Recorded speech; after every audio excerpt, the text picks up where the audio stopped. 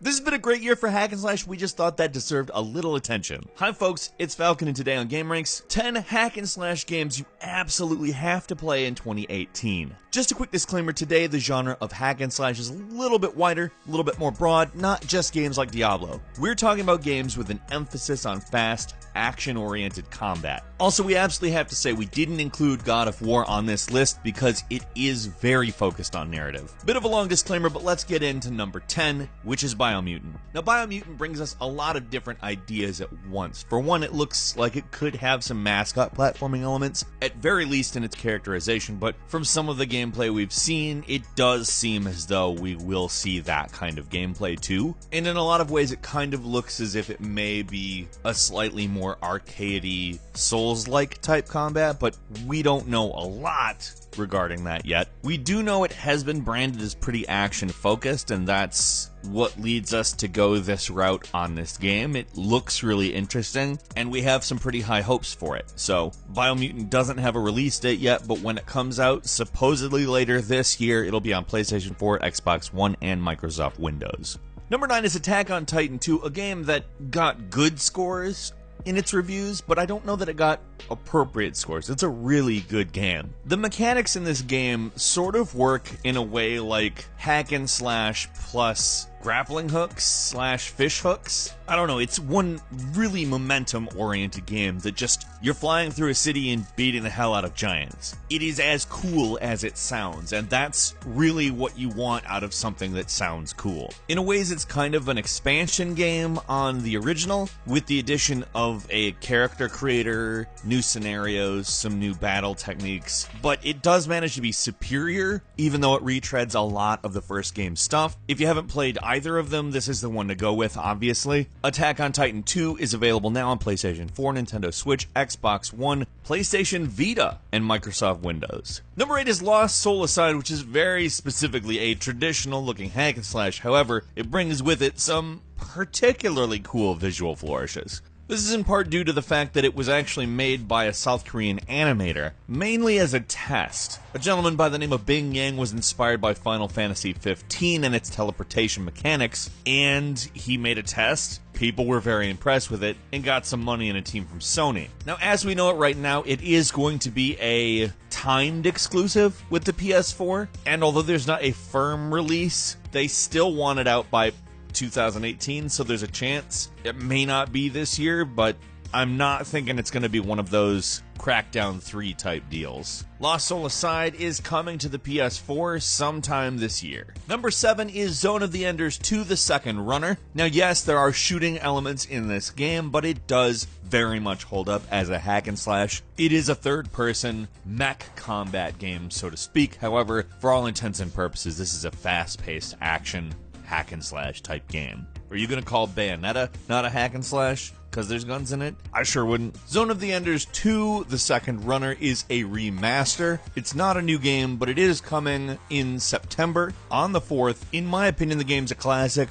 You should play it, and we'll see it on the PS4 and the PC. Number 6 is Hyrule Warriors Definitive Edition, which is a port of Hyrule Warriors and Hyrule Warriors Legends that includes every bit of content from both games, and it's definitely one of the best Warriors games, period. It's not just the theme, but the world, the enemies, the way that everything's adapted. Honestly, it just works better than most of the Warriors adaptations. And it works a lot better than a lot of the Warriors sequels recently, too, particularly the latest. Titling this the Definitive Edition was appropriate because if you want to play any Hyrule Warriors, it's absolutely all here. If you've got a Nintendo Switch and you haven't played this, or hell, if you've got a Nintendo Switch and have played any of the previous versions of it, you can pick it up right now, and you should. Number 5 is Monster Hunter World, and just to say something here, we argued a lot about whether we should do God of War or this one. We ended up with this because although it's a little bit more technical than other hack and slash games, it's really the action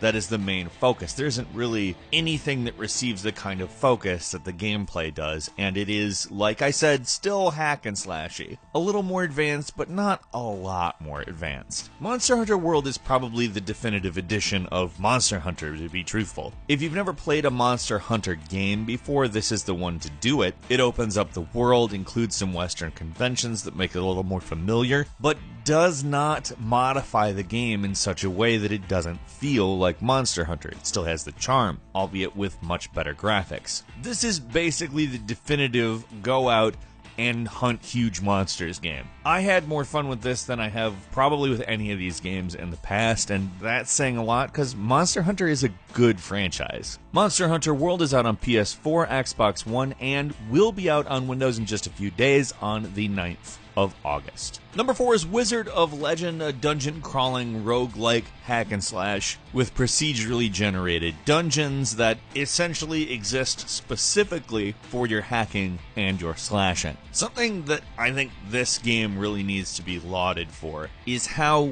well done the combat is. It's just so malleable. You can switch focus really fast, and all of your movement comes off as incredibly fluid. It is one of those games where I think you could probably play out on any platform and it'd be great, but currently it is out on PS4, Xbox One, and Nintendo Switch, so, play it. It's a great game. Number 3 is Warhammer Vermintide 2, and there's going to be people that say, well, that's not a hack and slash, it's a first-person melee game. Well, there is a lot of hacking and a lot of slashing in this game. Sure, it's a little bit different from the other stuff on here, but we wanted to include something that kept the mechanics in the same realm, but also introduced a few new people to something different. Now, I would still call this a hack and slash personally, so I support putting this on the list. Also, this game is fun as hell. It's set in the Warhammer Fantasy universe and is a co-op team battle game that is in some ways a MOBA, in some ways kind of like Overwatch, but mostly, and I do mean mostly, melee oriented, and I can't stress how good this game is. It is such a great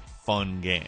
One of the best competitive multiplayer games right now. Also one of the best co-op multiplayer games right now. They managed to do both at once. It's currently out on Xbox One and Microsoft Windows, and sometime later in the year we'll be seeing it for PlayStation 4 as well. Number 2 is Warriors Orochi 4, which is the latest installment in the crossover between Dynasty Warriors and Samurai Warriors. If you're aware of how similar both of these franchises are, being they're both made by the same developer, and Samurai Warriors is ultimately kind of a spin-off series, you know basically what you're getting. It's basically a Dynasty Warriors game, but with more. And if you like Dynasty Warriors, that's a good thing, because it's not like the latest Dynasty Warriors, it's more like a traditional Dynasty Warriors. And if you saw my Before You Buy on the latest Dynasty Warriors, you would know exactly why I'm saying that. Don't introduce this stuff to an open world. Sounded good?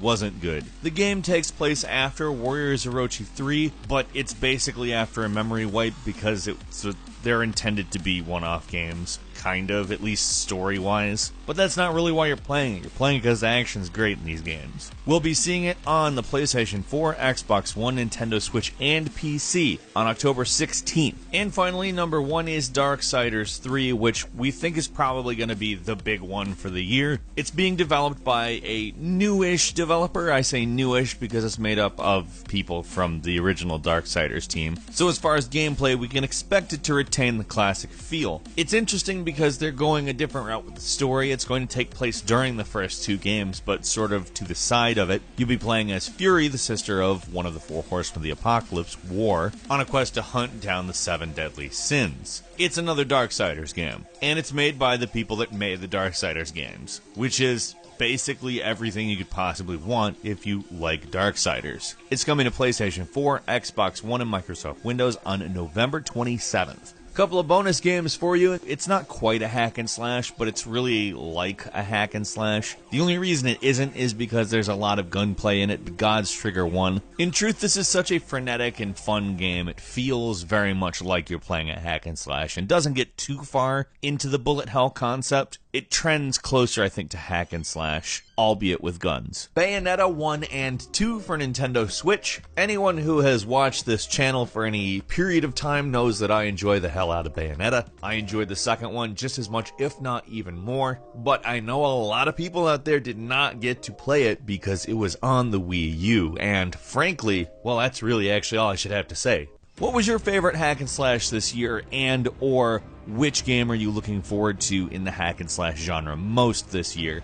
Leave us a comment, let us know what you think, and if you like this video, click like. If you're not subscribed, now would be a great time to do so. We upload brand new videos every day of the week, and the best way to see them first is, of course, a subscription. As always, we thank you very much for watching this video. I'm Falcon. You can follow me on Twitter at FalconAHero. We'll see you next time, right here on GameRanks.